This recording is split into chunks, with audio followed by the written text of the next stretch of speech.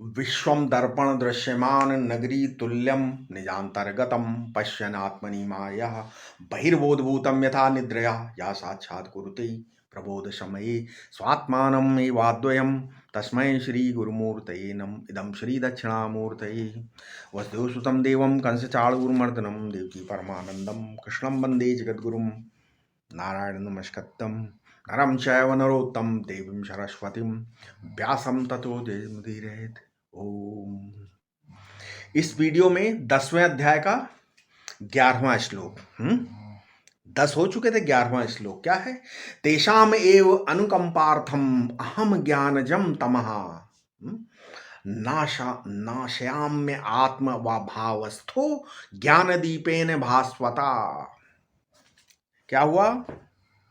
उन भक्तों पर कृपा करने के लिए ही मैं आत्म स्वरूप ही उनके अज्ञान जनित अंधकार को देदीप्यमान दीपक मतलब देदीप्यमान ज्ञान दीपक से नष्ट कर देता हूं।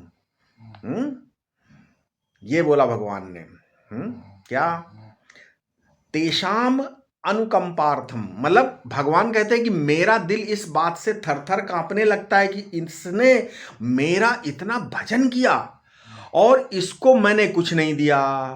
अनुकंपा माने हृदय का कंपन, स्पंदन, उसका विचलित हो जाना। अब वो अनुकंपा किस प्रक्रिया से आपके पास बुद्धि योग पहुंचाती है? ये देखिए, भगवान कहते हैं आत्मभावस्था, मैं भजन करने वालों के आत्मभाव में स्थित हो जाता हूं और उसमें स्थित होकर क्या करता हूं कि बोले भास्वता ज्ञान दीपेन अज्ञानजम तमः। क्या करता हूं? अज्ञानजम तमः यानी अज्ञानजन तमा नाश्यामी, मैं भासमान ज्ञान दीपक के द्वारा उनके अज्ञानजन तम का यानी अंधकार का, अध्यास का, भ्रांति का नाश करता हूं। अज्ञान जन्य तम ये मूला विद्या की स्वीकृति है। ठीक है, मूला विद्या की स्वीकृति है।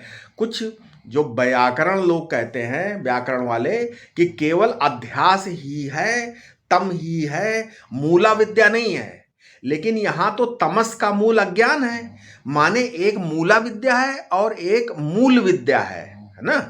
तो एक अध्यास है, एक भ्रांति है, एक सर्पाकार बुद्धि है ना। तो जो रस्सी का ज्ञान है वो मूला विद्या है और रस्सी के ज्ञान से सांप आदि का जो भ्रांति का निवारण होता है, नहीं होता है। तो इसलिए बोलते हैं ज्ञान दीपेन भास्वता। भगवान शंकराचार्य ने ज्ञान दीपेन भास्वता की व्याख्या करते हुए कहा है कि ज्ञान का दीपक कैसा है? ज्ञान दीपेन विवेक प्रत्यय रूपेण भक्ति प्रसाद स्नेहाभिषिक्तेन, है ना बोला। मतलब ज्ञान दीपक कैसा है? बोले कि विवेक प्रत्यय ही, है ना, विवेक प्रत्यय ही उसका स्वरूप है। दुख और आनंद का विवेक है। जो दुख है वो असुख है, सुख नहीं है, और जो आनंद है वो सुख है। तो उसके बाद जो दुख है अचित है वो असत है, अर्थात जो आनंद है चित है वो सत है। तब क्या हो गया कि अचित और दुख दोनों मिथ्या हो गए। नहीं, वो विवेक प्रत्यय ही इस ज्ञान दीप का स्वरूप है। लेकिन दिया तो तेल से जलता है। ये तेल क्या है कि बोले भक्ति प्रसाद, है ना। भक्ति प्रसाद ही इसका तेल है। उसे थोड़ी सी हवा भी चाहिए, हवा न हो तो दिया बुझ जाएगा। तो भावना की वायु है, थोड़ी सी हवा चाहिए। कैसे?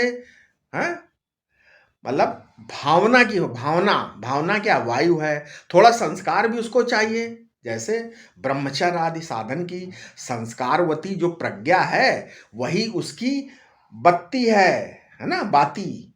दिया भी चाहिए तो विरक्तों का विरक्त अंतःकरण ही उसका दिया है, माने विषयों से व्यावृत राग द्वेष से जो अकलुषित चित्त, जिसका चित्त कलुषित नहीं है, वही उसका आवक है ना। जैसे किसी निर्वात स्थान में, मतलब जहां पर बिल्कुल हवा नहीं है, किसी शीशे के भीतर या लालटेन के भीतर अपरवाक में कोई दीपक स्थित हो, वैसे ही वो स्थित है। मतलब उसमें ज्योति किसकी है?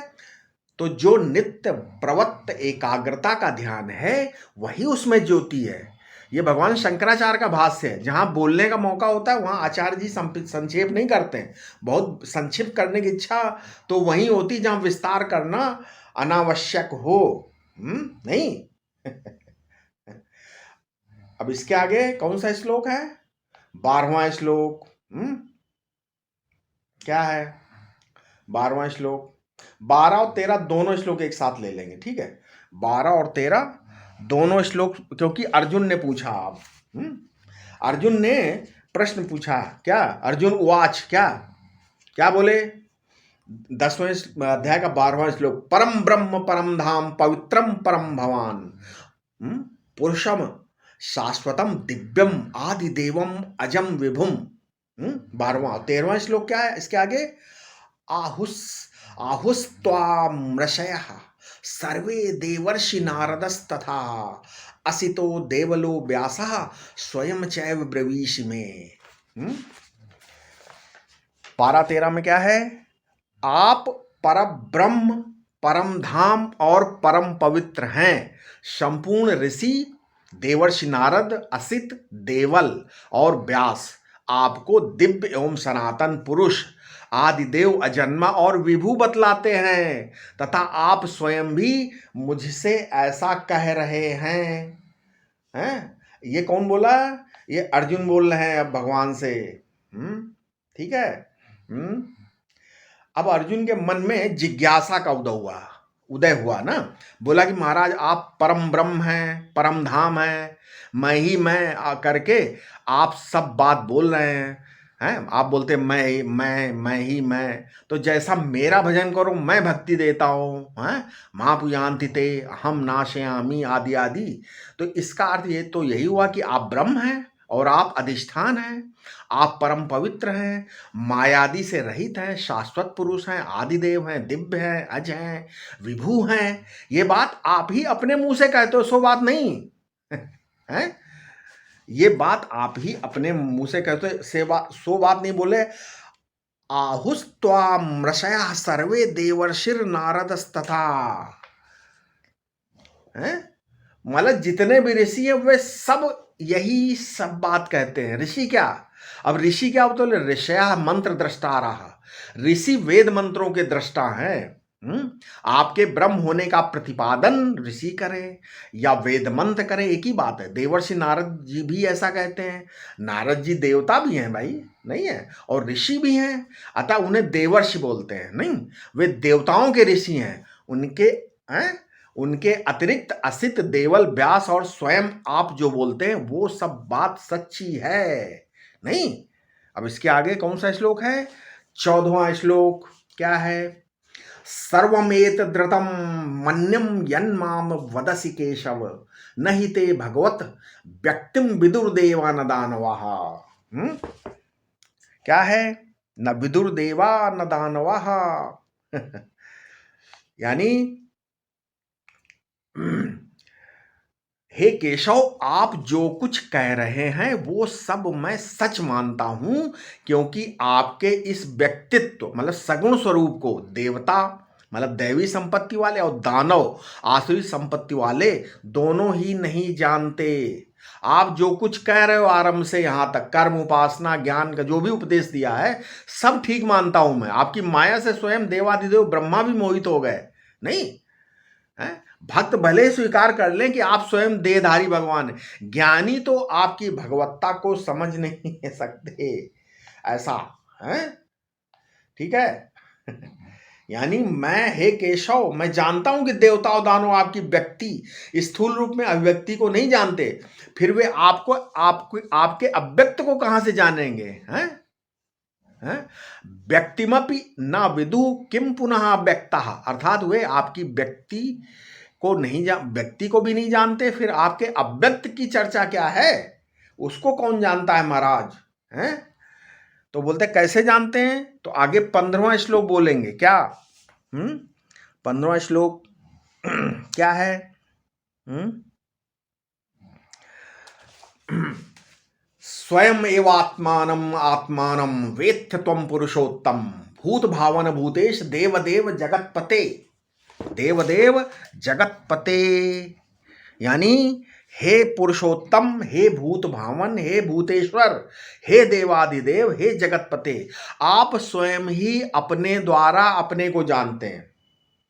अब ये क्या, आपको कोई दूसरा नहीं जान सकता, क्योंकि आप पुरुषों में श्रेष्ठ, भूतों की उत्पत्ति करने वाले, संपूर्ण भूतों के ईश्वर, देवताओं के भी देवता, संपूर्ण संसार के स्वामी हैं। आपको कोई नहीं जानता, फिर क्योंकि फिर वो स्वयं नहीं रहता। हाँ, इसीलिए तुलसीदास जी ने बोला क्या, सो जान ही जही देहु जनाई और जानत तुम्हें तुम्हें होई जाई, है ना। तो इसीलिए बोलते हैं कि यहाँ, अब यहाँ पर जो जैसे यहाँ पर पुरुषोत्तम संबोधन, पुरुषोत्तम, उसका अर्थ क्या है पुरुषोत्तम का, है पुरुषना पुरुष पुरुषानपि अधिकार भेदेन उत्तमयति अहम भावम आपादयति इति पुरुषोत्तमः।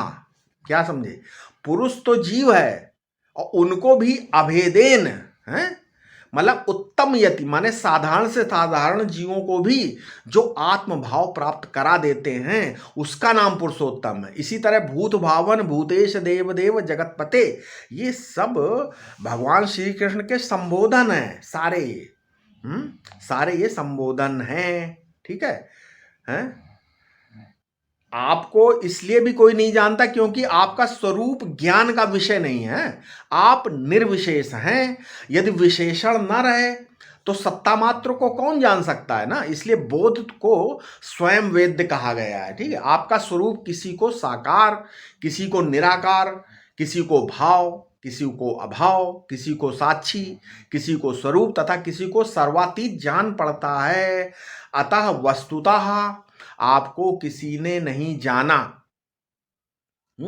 वास्तव में जो इन संपूर्ण रूपों का प्रकाशक है, जिसमें ये सब भासते हैं, वो आपका स्वरूप है। और वही यही यथार्थ जानना है। जिसे ऐसा अनुभव है उसका फिर किसी भी मतवाद से कोई विरोध नहीं रह जाता।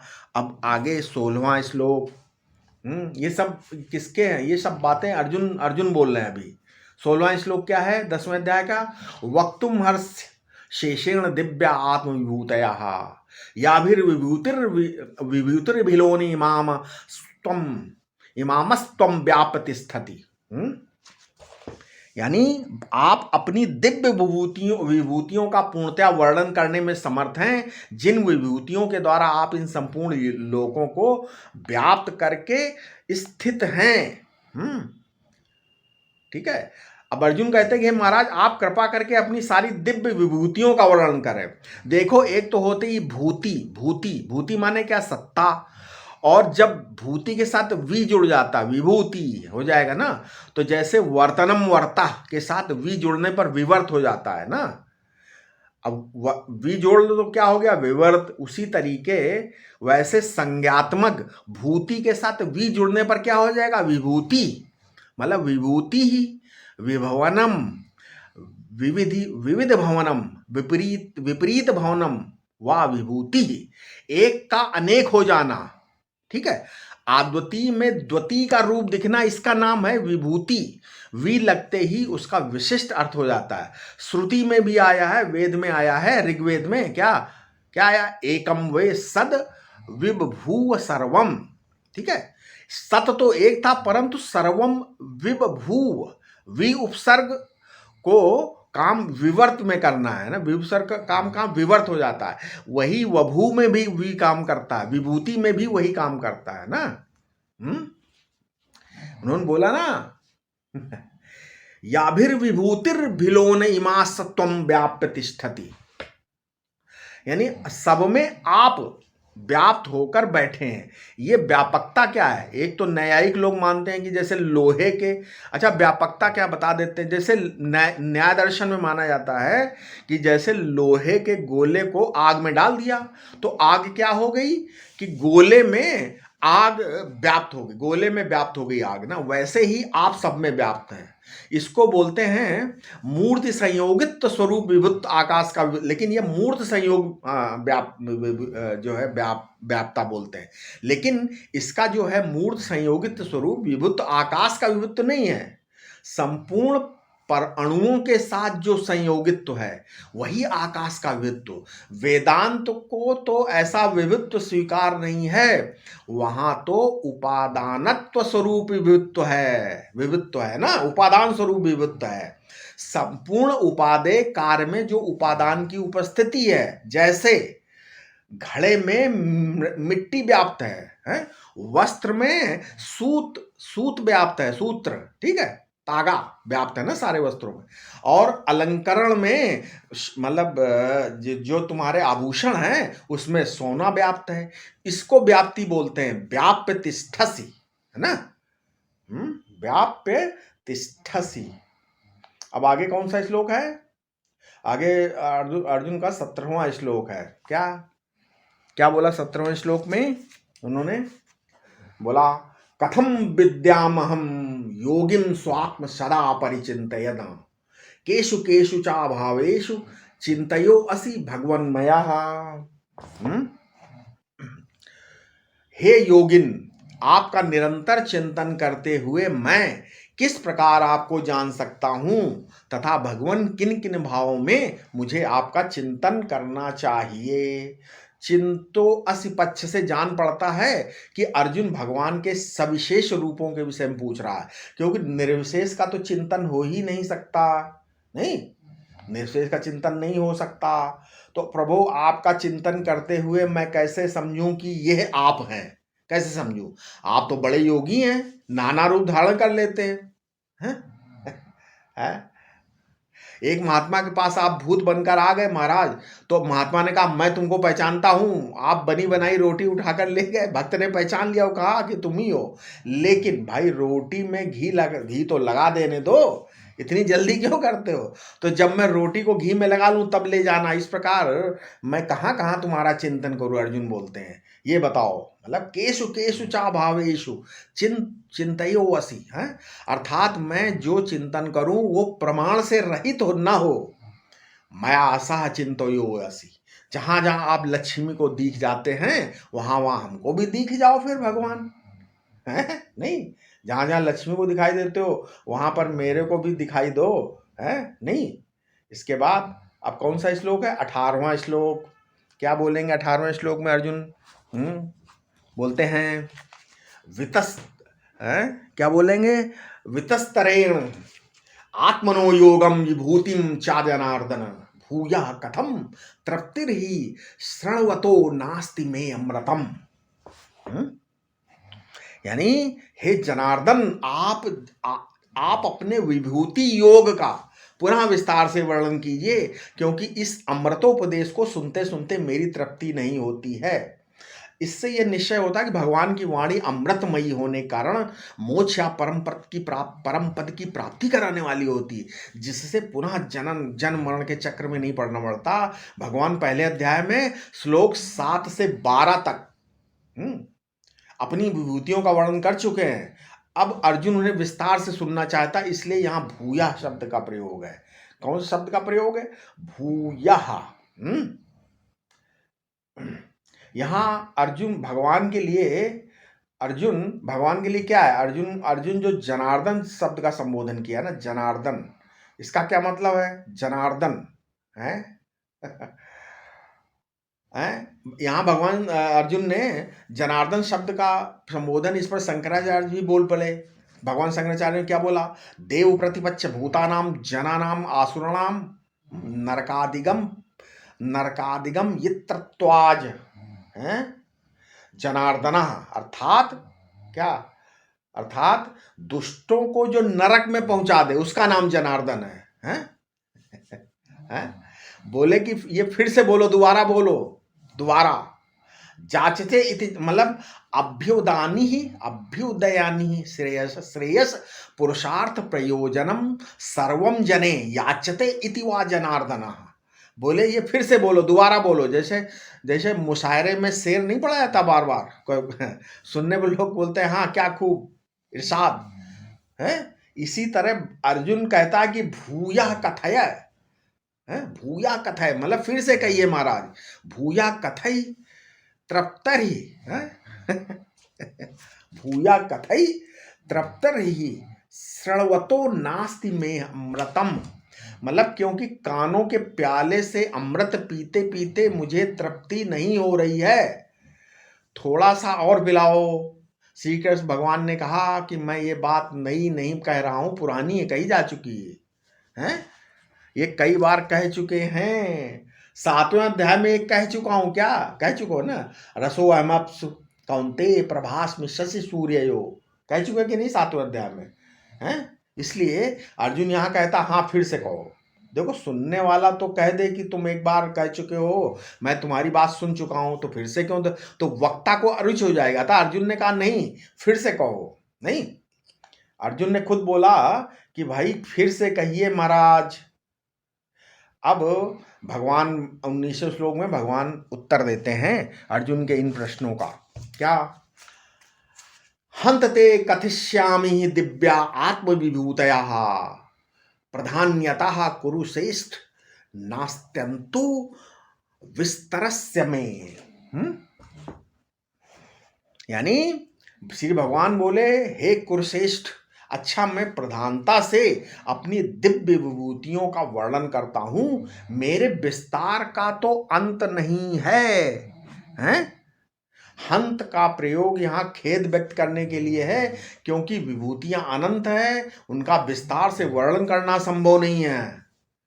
नहीं, अब इस यहां पर बड़ा रहस्य में और विस्तरस्य, ये दोनों पद षष्ठी एक वचन के हैं, इसलिए मेरा विस्तार ऐसा अर्थ न करके विस्तार रूप में विस्तार रूप जो मैं, ऐसा अर्थ किया जा सकता है ना। अर्थात विस्तार मुझसे भिन्न नहीं, मैं ही विस्तार हूं, है। जैसे मकड़ी का जाला मकड़ी से भिन्न नहीं, मकड़ी रूप ही है। यदि विस्तार को भगवान से भिन्न मानोगे तो प्रकृति और पुरुष दो की सत्ता सिद्ध हो जाएगी, जो कि सिद्धांत के विरुद्ध है।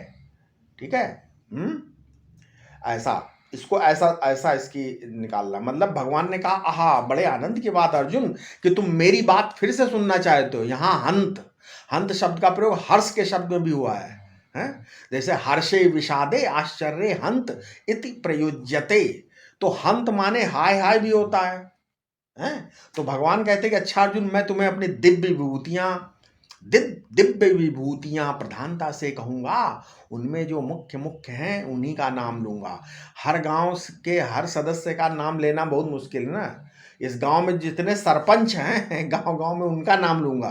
प्रधान्यतः कुरुश्रेष्ठ, क्योंकि जहां वाक्य का विस्तार होता है वहीं विस्तर शब्द का प्रयोग है, अन्यत्र विस्तार का प्रयोग होता है, वस्तु विस्तार होता है, और वागिस्वस्तर वागिवस्तर होता है ना। शब्द के साथ विस्तर जुड़ गया, कहने में कभी समाप्ति नहीं होती। अब भगवान विभूतियों का वर्णन प्रारंभ करेंगे, तब आगे चलकर ये भी कहेंगे कि स्वा स्थावराणाम हिमालय, स्थावरों में मैं हिमालय हूं।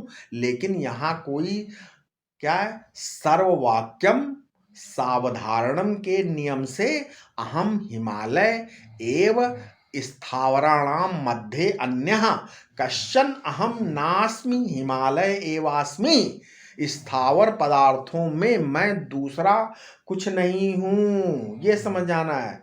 जो भी तुमको, मैं दूसरा नहीं हूं, सिर्फ हिमालय हूं, ऐसा अर्थ विभूति का समझेगा तो गलत समझेगा।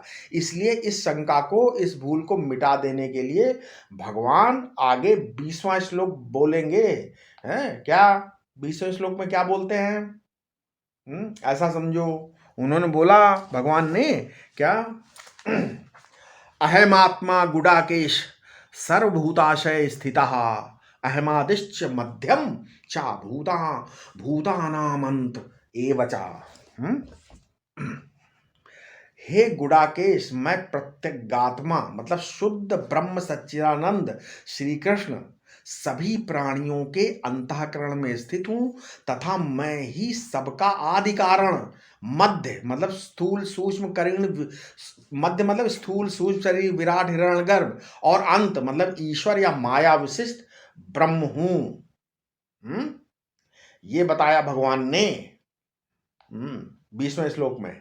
यानी हे अर्जुन, मैं संपूर्ण भूतों का आशय हूं। आशय का अर्थ है, आशय माने यत्र सर्वे सुसुप्तो आश्रयते आश्रयतो आशया, जिसमें सब लोग सो जाते हैं और जागते हैं, उसका नाम है आश्रय। आशय मतलब उस आशय में सब लोगों के सो जाने और जागने के समय भी मैं ही रहता हूं, है ना, मैं ही रहता हूं। वो आत्मा मैं ही हूं। इसलिए सब भगवान ने, इसलिए जब भगवान ने क्या बोला, सर्वभूताशय स्थिता कह दिया, तब फिर केवल हिमालय कहने से, एक विभूति का नाम लेने से परछिंदा प्राप्त नहीं होगी ना। सर्वभूताशय स्थिता मतलब सब में स्थित हूं, खाली हिमालय में नहीं, दूसरे पहाड़ों में, हर जगह, है ना। अब दूसरी बात यह कि भगवान आशय में तो हैं, परंतु आशय क्या है, क्या ये उनसे कोई भिन्न पदार्थ है? भगवान ने उसको भी काट दिया और कहा अहम आदिश्च मध्यम चा भूतानाम अंत एवचा। जिन भूतों के आशय में मैं रहता हूं, उन भूतों का आदि मध्य और अंत मैं भी हूं। मैं ही हूं, मैं ही। भूत पहले नहीं थे, ये सारे भूत बाद में नहीं रहेंगे, इसलिए भूत बीच में भी नहीं है। जब भूत नहीं है तो भूतों का आशय भी नहीं है, नहीं। और जब भूतों का आशय नहीं है तो मैं ही मैं हूं। इसका अर्थ हुआ कि मैं क्या हूं, मैं अद्वितीय हूं। पहली विभूति यही है। अब इसके बाद भगवान ने 21वें श्लोक से लेकर 40वें श्लोक तक 71 विभूतियों का वर्णन उदाहरणार्थ और किया है, तथा एक एक विभूति में बहुत बहुत बातें हैं। विभूति तो वही होती हैं जो बढ़ती जाएं, विभवनशील होने से ही इसको विभूति कहते हैं। भगवान ने कौन सी विभूति में अपने को किस लिए बताया है, अगर इसकी व्याख्या करने लग जाएं तो जो ये 71 विभूतियां हैं, 71 विभूतियां, तो इसके लिए 71 युग चले जाएंगे, नहीं मतलब ये एक जन्म नहीं, 71 जन्म लेने पड़ेंगे 71 विभूतियों का संपूर्ण वर्णन करने में। ये 10वां अध्याय कोई मामूली अध्याय नहीं है, इसमें भगवान के वैभव का वर्णन है। और वैभव तो भगवान कभी समाप्ति नहीं होता, भगवान का वैभव समाप्त हो जाएगा क्या श्लोक में, नहीं। इसलिए बहुत संक्षेप में, विहंगम दृष्टि से ही उनकी चर्चा हो सकती है, संक्षेप में, ठीक है, हैं। ज्यादा अगर सारी विभूतियों का वर्णन करेंगे तो 71 जन्म हो जाएंगे। अब यहाँ पर एक प्रश्न ये हो सकता है कि भगवान ने कहा कि मैं सब भूतों के हृदय में स्थित हूं, तो जान पड़ता है कि भूतों के हृदय और भगवान भिन्न भिन्न है। ऐसा नहीं है, नहीं, क्योंकि सबकी उत्पत्ति, स्थित और प्रलय करने वाले भगवान ही हैं, अतः सर्वरूप वे ही हैं। जैसे स्वप्न स्वप्न दृष्टा से भिन्न नहीं होता, अतः भूतों के हृदय और भगवान दोनों एक ही वस्तु हैं, ठीक है। अब आगे भगवान बताएंगे 21वें श्लोक में अगली विभूति क्या है। उन्होंने बोला आदित्यानाम अहम विष्णु ज्योतिषाम रविर अंशुमान मरीचिर मारुतामस्मि नक्षत्राणाम अहम शशि। यानी मैं 12 आदित्य पुत्रों में विष्णु वामन भगवान, ज्योतियों में किरणों वाला सूर्य हूं, 49 मरुदगणों में मरीचि हूं, और नक्षत्रों में मैं क्या हूं, नक्षत्रों में चंद्रमा हूं, शशि।